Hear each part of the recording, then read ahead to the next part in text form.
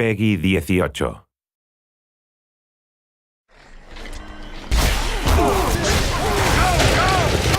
I enjoy making the sounds for these things. Maybe it's a bit of a macabre career choice, but there's always a new way to make somebody die. That sounds horrible, but it's true.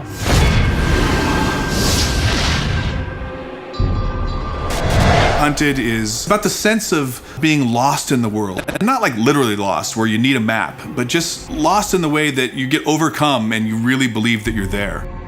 The goal for me is to try and get the player to be excited about what's around the corner. You know, what's happening next? What can I find? What's gonna make the hairs on the back of my neck tingle? You know, we talk about that a lot with the music.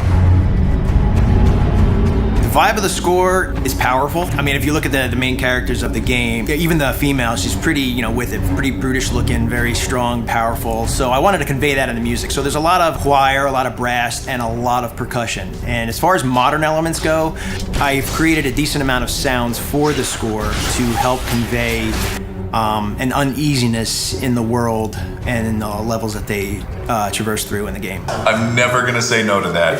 I mean, there's a lot of weaponry, a lot of spell casting, and a lot of hyper crazy kind of sound, but in general, the overall approach is very ambient and kind of creepy, maybe a little bit horror in places.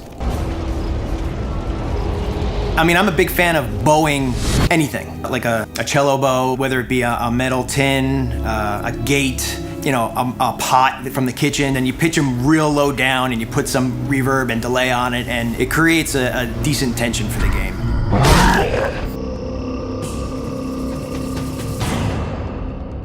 Every sound in the game is designed. There's nothing like a stock library sound in this game. So every single sound, even like the small impacts of the wood breaking as a body falls into it, it's, you know, a multi-layered sound of like crunchy stuff up top and then this stuff up here.